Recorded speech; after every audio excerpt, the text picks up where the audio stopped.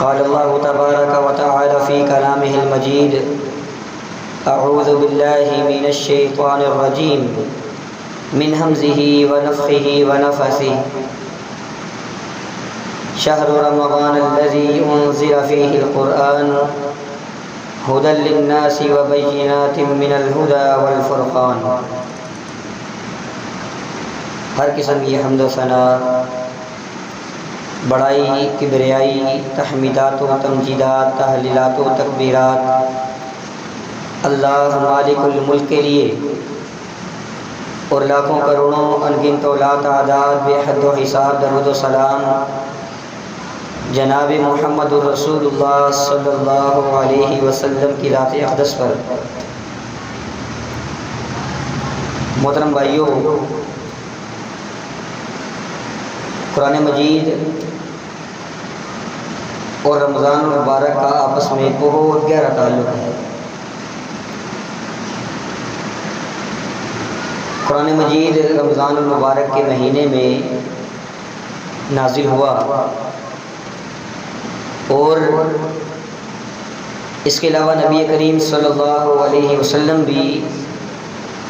رمضان کے مہینے میں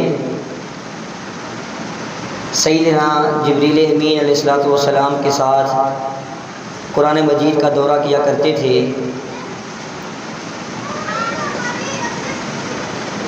تو ہمیں بھی چاہیے کہ عام مہینوں اور عام دنوں میں عمومی طور پر اور رمضان المبارک کے مہینے میں خاص طور پر قرآن مجید کے ساتھ ہمارا تعلق گہرا ہونا چاہیے۔ قرآن مجید کے کیا فضائل ہیں؟ صرف 2-3 باتیں آپ کے سامنے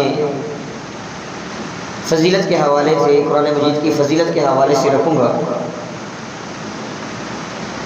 اللہ رب العالمین قرآن مجید کی فضیلت کو بیان کرتے ہوئے ارشاد فرماتے ہیں وَإِنَّهُ لَتَنزِيلُ رَبِّ الْعَالَمِينَ نزل به روح الامین علی قلبک لتکون من المنذرین۔ یہ قرآن مجید رب العالمین کی طرف سے نازل کردہ کتاب ہے۔ اس کو جبریل امین علیہ الصلوۃ والسلام لے کر نازل ہوئے، اور اے نبی آپ کے قلب اطہر پر نازل ہوا ہے تاکہ آپ لوگوں کو اس کے ذریعے ڈرانے والے بن جائیں۔ تو محترم بھائیوں، اس قرآن مجید کو نازل کرنے والی ذات رب العالمین کی ذات ہے۔ تمام ہستیوں سے اعلیٰ، افضل اور بڑی برتر ذات جو ہے اللہ رب العالمین کی ذات نے اس قرآن مجید کو نازل کیا ہے۔ تمام فرشتوں کے سردار روح الامین جبریل امین علیہ الصلوۃ والسلام اس کو لے کر نازل ہوئے۔ تمام انبیاء کے سردار جناب محمد الرسول اللہ صلی اللہ علیہ وسلم کے قلب اطہر پر یہ نازل ہوا، اور نازل کرنے کا مقصد کیا ہے؟ تاکہ نبی کریم صلی اللہ علیہ وسلم اس قرآن مجید کے ذریعے لوگوں کو ڈرانے والے بن جائیں۔ اور محترم بھائیوں، اتنی پاکیزہ کتاب ہے، اللہ رب العالمین نے قانون بنا دیا لا یمسہ الا المطہرون۔ اس قرآن مجید کو ہاتھ صرف پاکیزہ لوگ ہی لگا سکتے ہیں، ناپاک لوگ اس قرآن مجید کو ہاتھ نہیں لگا سکتے۔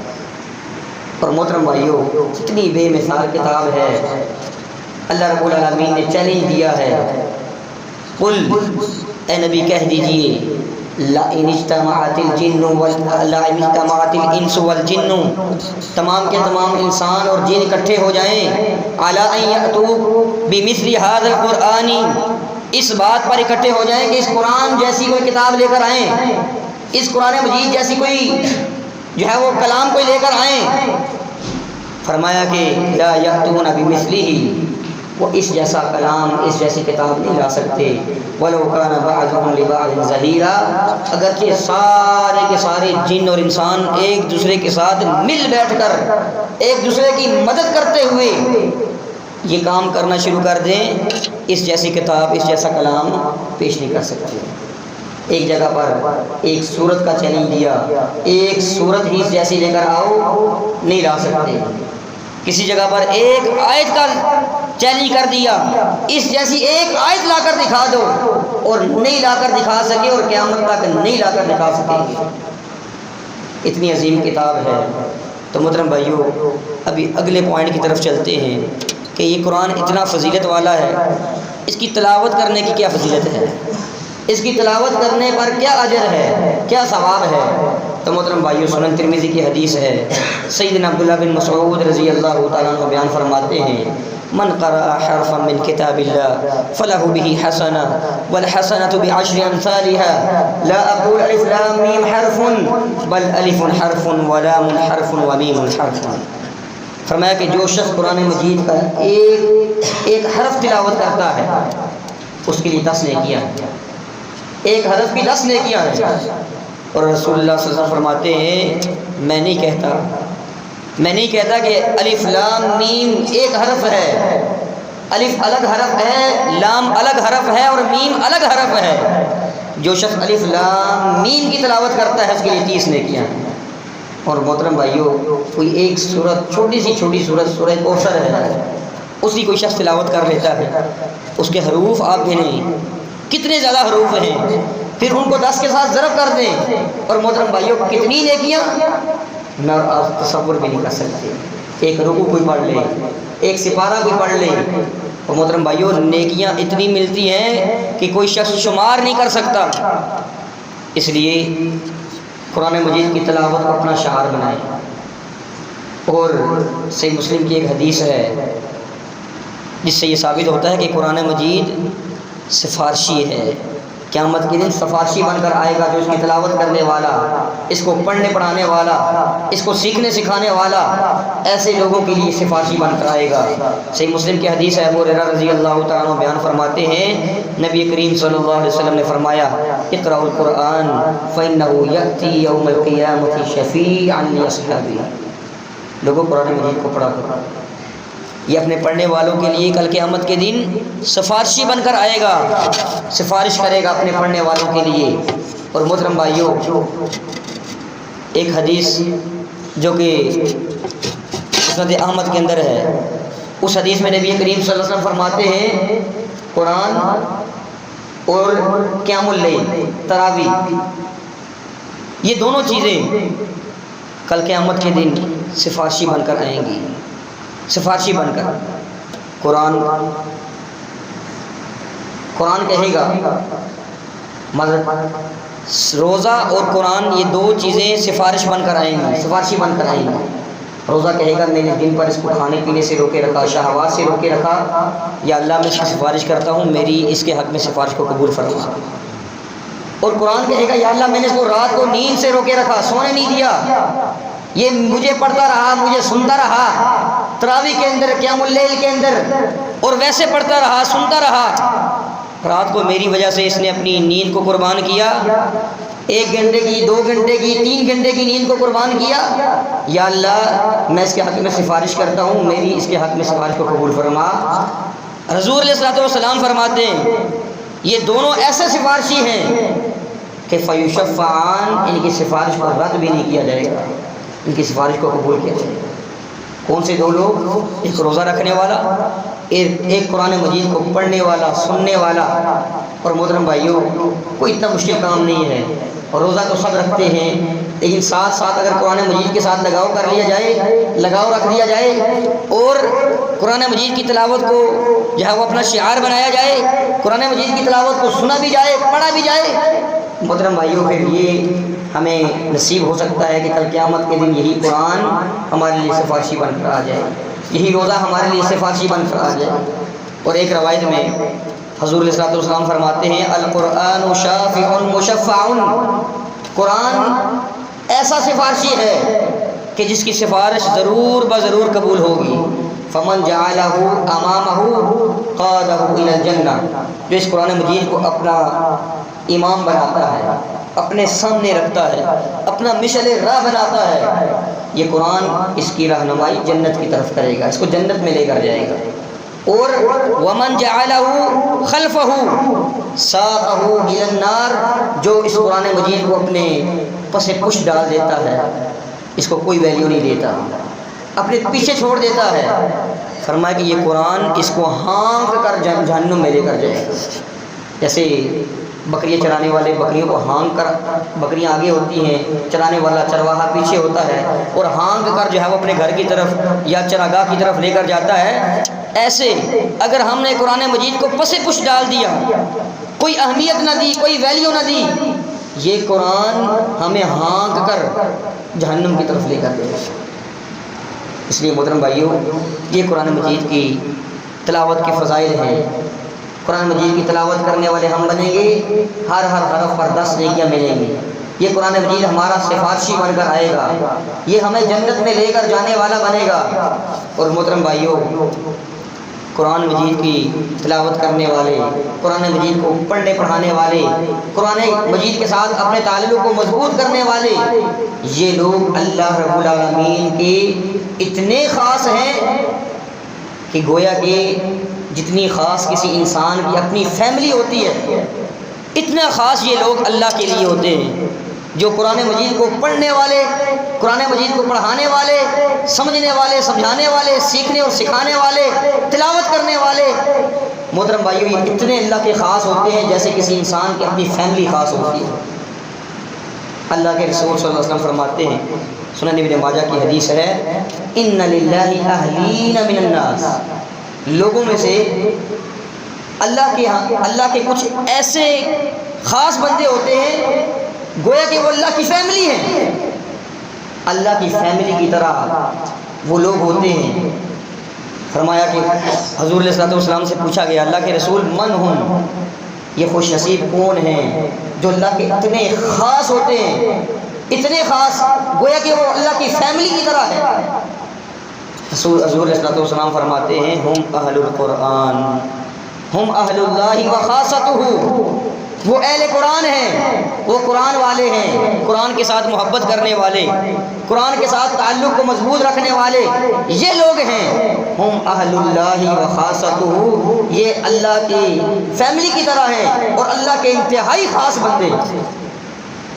محترم بھائیو، یہ معمولی اس کا اجر اور یہ معمولی فضیلت نہیں ہے، بہت بڑی فضیلت ہے۔ اور ایک روایت میں حضور علیہ الصلوۃ والسلام فرماتے ہیں، الماہر بالقرآن مع السفرۃ الکرام البررہ، قرآن مجید میں مہارت رکھنے والا، اس کو تجوید کے ساتھ پڑھنے والا، ترجمہ اور تفسیر اس کا ماہر، قرآن کو سمجھ کر پڑھنے والا، فرمایا کہ قیامت کے دن مع السفرۃ الکرام البررہ، یہ انسانوں کی صف میں نہیں ہوگا، یہ اللہ تعالیٰ کے انتہائی مقرب، انتہائی قریبی فرشتوں کے صف میں ہوگا۔ اور حضور علیہ الصلوۃ والسلام فرماتے ہیں، والذی یقرأ القرآن، جو قرآن پڑھتا ہے، ویتقعع فیہ، اور پڑھنے میں مشقت ہوتی ہے، صحیح ٹھیک سے پڑھ نہیں پاتا، اٹک اٹک کر پڑھتا ہے، حضور علیہ الصلوۃ والسلام فرماتے ہیں، وَهُوَ عَلَيْهِ شَاقٌ لَهُ أَجْرَانِ، قرآن پڑھتے ہوئے مشقت ہوتی ہے، تکلیف ہوتی ہے، لیکن پھر بھی چھوڑتا نہیں ہے۔ قرآن کے ساتھ محبت اتنی ہے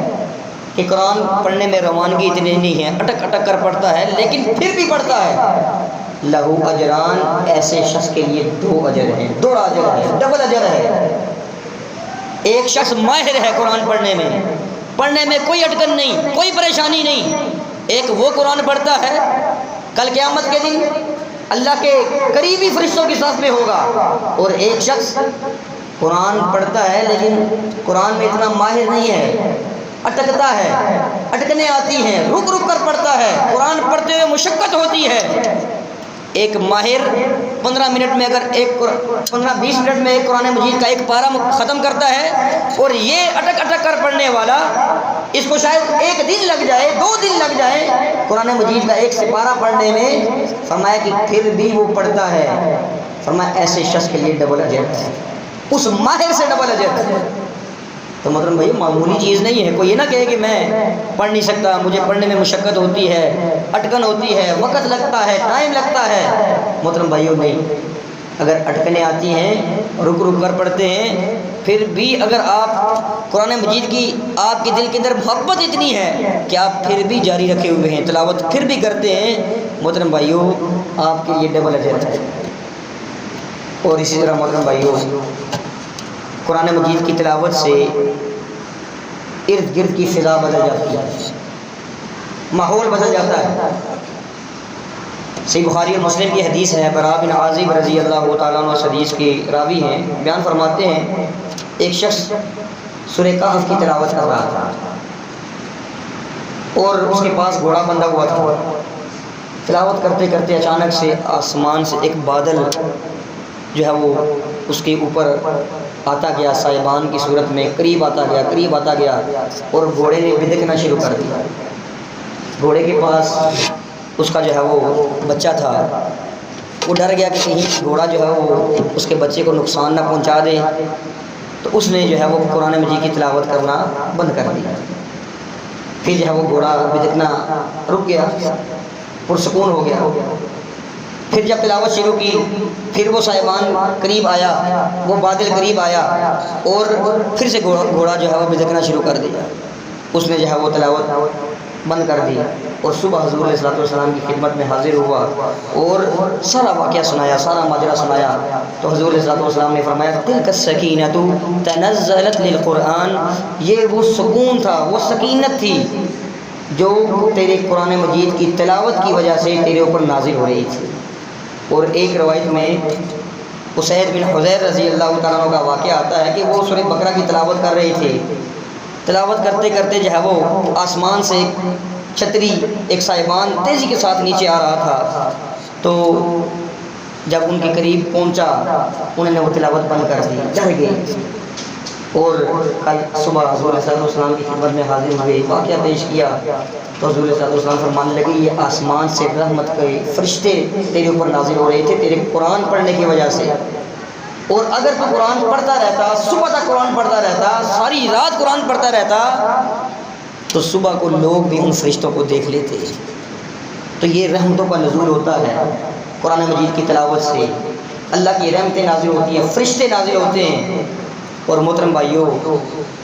حضور علیہ السلام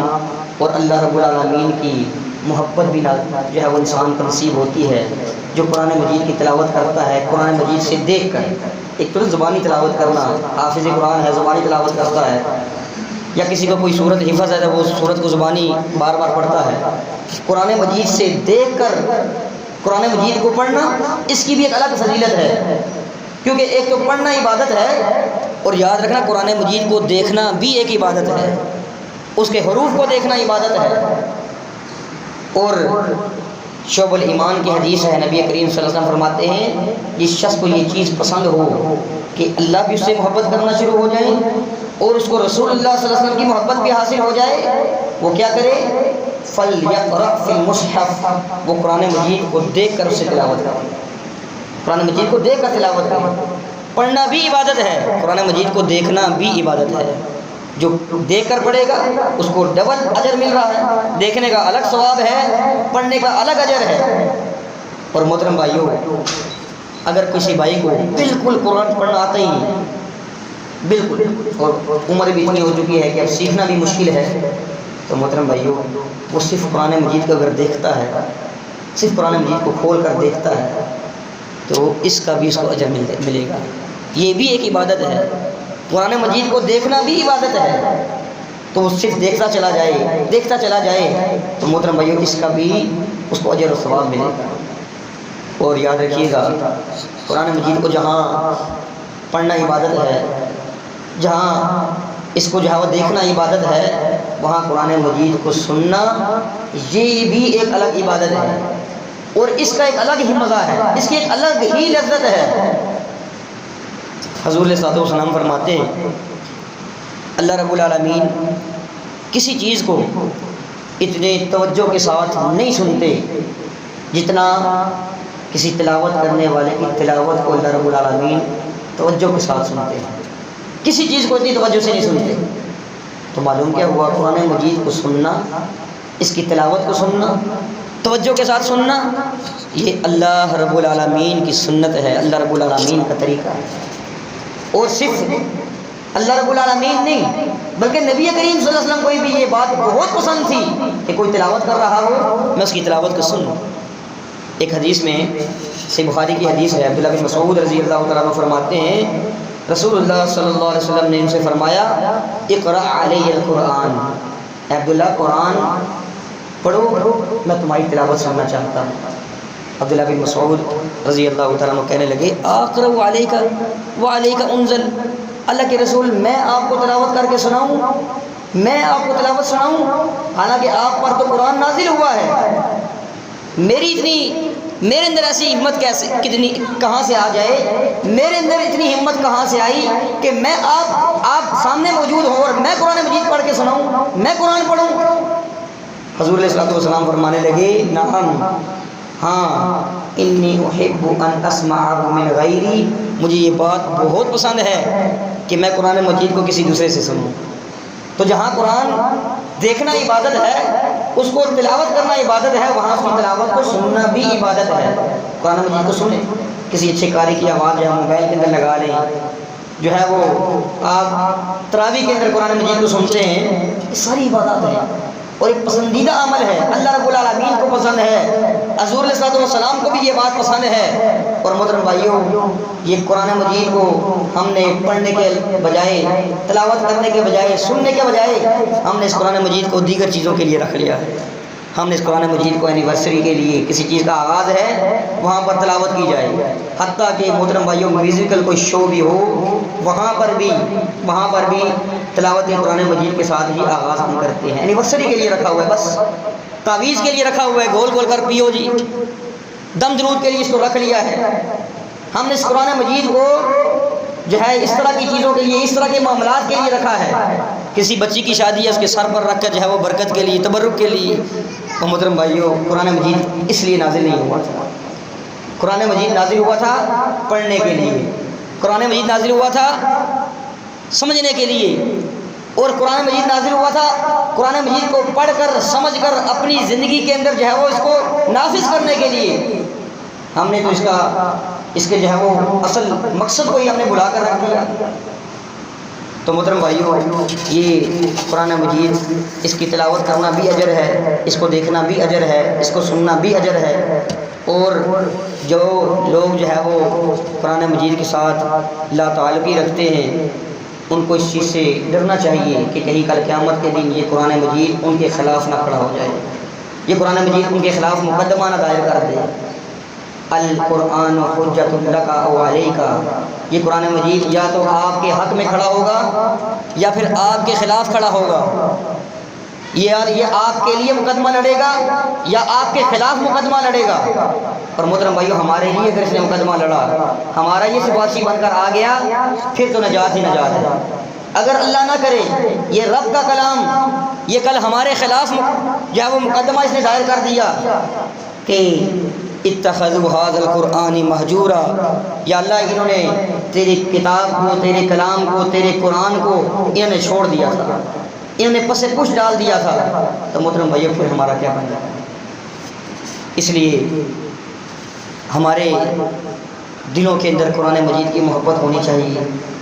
ہمارے دل جو ہے وہ قرآن مجید کی تلاوت سے کبھی جو ہے وہ ہمارے دل بھرنے نہیں چاہیے، ہمیشہ ہمارے دلوں کے اندر یہ چاہت ہو، تمنا ہو اور ایک پیاس ہو تلاوت قرآن مجید کی، سننے کی، پڑھنے کی۔ اور محترم بھائیوں، یہی چیز اگر ہمارے دلوں کے اندر پیدا ہو جائے، اور یہ چیز تب پیدا ہوگی جب ہمارے دل پاکیزہ ہوں گے، جب ہمارے دل پاک ہوں گے، ہمارے دل ناپاک ہو چکے ہیں، اس لیے ہمارے دلوں کے اندر جو ہے وہ یہ چاہت پیدا نہیں ہوتی کہ ہم قرآن مجید کو پڑھیں، یہ چاہت پیدا نہیں ہوتی کہ ہم قرآن مجید کو سنیں۔ ہمارے دل ناپاک ہو چکے ہیں، ہمارے دلوں کے اندر بیماریاں آ چکی ہیں، کفر کی بیماریاں، نفاق کی بیماریاں، بدعات اور خرافات کی بیماریاں، اور محترم بھائیوں بغض، حسد، کینہ، اس طرح کی بیماریاں ہمارے دلوں کے اندر آ چکی ہیں، اور انہوں نے ہمارے دل کو اتنا ناپاک کر دیا ہے کہ قرآن مجید پڑھنے کا ہمارا دل نہیں کرتا، حضرت عثمان رضی اللہ تعالیٰ عنہ فرمایا کرتے تھے لو طہورت قلوبکم